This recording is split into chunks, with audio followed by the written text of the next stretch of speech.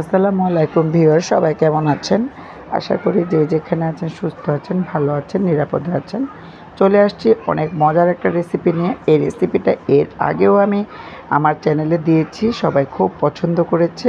এটা ভীষণ মজার একটা রেসিপি, দেখেই বুঝতে পারছেন। তো তারপরে বলে দিচ্ছি, চ্যাপা শুটকির একটা রেসিপি নিয়ে আসছি। আশা করি আপনাদের কাছে ভালো লাগবে। ভালো লাগলে লাইক, কমেন্ট, শেয়ার করতে ভুলবেন না। নতুন হয়ে থাকলে চ্যানেলটা সাবস্ক্রাইব করবেন।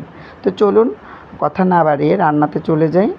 তো এখানে রান্নার জন্য ছোট্ট একটা কড়াই বসিয়েছি, আর এটাতে আমি দিয়ে দিয়েছি সরিষার তেল। আপনারা ইচ্ছা করলে যে কোনো সয়াবিন তেল ব্যবহার করতে পারেন। দিয়ে দিলাম বেশ কিছু পেঁয়াজ কুচি, মানে শুটকি দিয়ে যে রেসিপিটা করব, শুটকি বাগার দিব, এটার জন্য অনেক বেশি একটু পেঁয়াজ লাগে। আর দিয়ে দিলাম বড় 2টা রসুন কুচি কুচি করে দিয়েছি। আপনারা ইচ্ছা করলে পাটাতে থেঁতো করেও দিতে পারেন। তো আমি এইভাবে কুচি করে দিয়েছি খুব সুন্দর করে।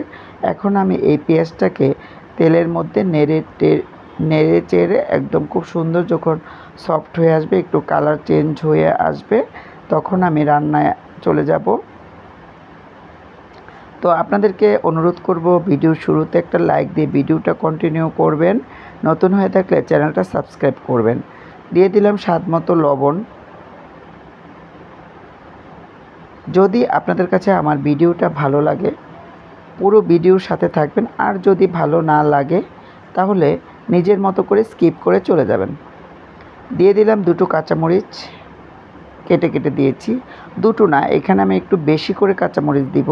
আপনারা ইচ্ছা করলে কাঁচামরিচটা একটু কুচি করে দিতে পারেন, ওভাবে পাতালে করে কুচি করে দিতে পারেন।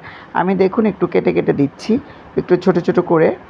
তো এভাবে দিয়ে কাঁচামরিচ পেস্টটা যখন একটু কালার চেঞ্জ হয়ে যাবে, এই যে আমার অলরেডি পেঁয়াজটা খুব নরম হয়ে এবং কালার চেঞ্জ হয়ে গেছে। স্বাদ মতো লবণ দিয়েছিলাম। এখন আমি এখানে বাকি সব কিছু দিব, তো সঙ্গেই থাকুন। এটা কিন্তু ভীষণ মজার একটা রেসিপি, অনেক সবাই বেশি পছন্দ করে। একটু ঝাল হবে। তো এখানে প্রথমে আমি দিয়ে দিয়েছি মরিচের গুঁড়ো, দিয়ে দিলাম সামান্য একটু হলুদের গুঁড়ো। মরিচের গুঁড়োটা এখানে একটু বেশি দিয়েছি, আর হলুদের গুঁড়োটা একটু কম দিয়েছি সামান্য একটু রসুন পেস্ট। যেহেতু এটা আমি রসুন কুচি এখানে বেশ কিছু দিয়েছি, সেই জন্য আমি রসুন পেস্টটা একটু দিয়েছি। তো দিয়ে খুব সুন্দর করে নেড়ে চেড়ে দিলাম, একটু পানি দিলাম। পানি দিয়ে মশলাটা কষিয়ে নিব। আর এখন আমি দিয়ে দিচ্ছি চ্যাপা শুটকিগুলো খুব সুন্দর করে ধুয়ে মাথাটা ফেলে তারপরে দিয়ে দিলাম। 4টা শুটকি আমি খুব সুন্দর করে ধুয়ে দিয়েছি। আর এই শুটকিগুলো কিন্তু খুব সুন্দর ফ্লেভার, আর অনেক ভালো লাগে। তো ঝালটা কিন্তু একটু হলে ভালো লাগে এই মানে রেসিপিটা। এটাকে শুটকি বাগার, শুটকি ভুনা, চ্যাপা শুটকি ভুনা, আপনারা যে কোনো কিছু এটা বলতে পারেন। অনেক মজার একটা রেসিপি। আমি বারবারই এটা করি, বারবারই আপনাদের সাথে একটু শেয়ার করি, কারণ অনেকে যারা নতুন আমার চ্যানেলে জয়েন হয়েছেন, তারা কিন্তু এটা আগে দেখেননি। আর আজকে আরেকটা কথা বলবো, যারা পেজ থেকে আমার ভিডিওটা দেখছেন সবাই ফলো করবেন, পাশেই থাকবেন ফলো করে। তো দেখেন খুব সুন্দর হয়ে একদম শুটকিটা গলে গেছে, একদমই শুটকিটা দেখা যাচ্ছে না, শুটকিটা গলে একদম মিশে গেছে। এখন আমি এটাকে নেড়ে চেড়ে খুব সুন্দর করে বারবার নেড়ে দিয়ে আর একটু ভাজা তেলের উপরে ভাজা করে নিব।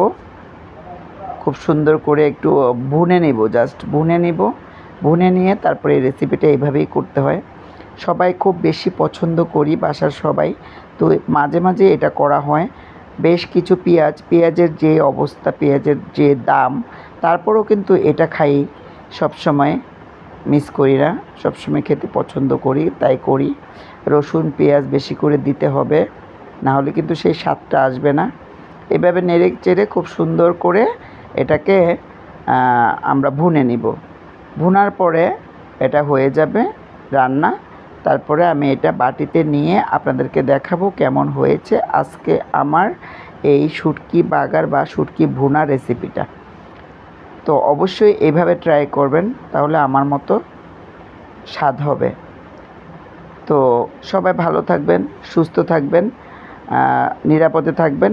এই যে আপনাদেরকে দেখিয়ে দিয়েছি কেমন হয়েছে আমার আজকের শুটকির রেসিপিটা। আশা করি দেখেই বুঝতে পারছেন কতটা লোভনীয় হয়েছে।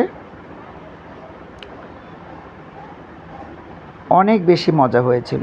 তো সবাই ভালো থাকবেন। আল্লাহ হাফেজ সবাইকে। আসসালামু আলাইকুম।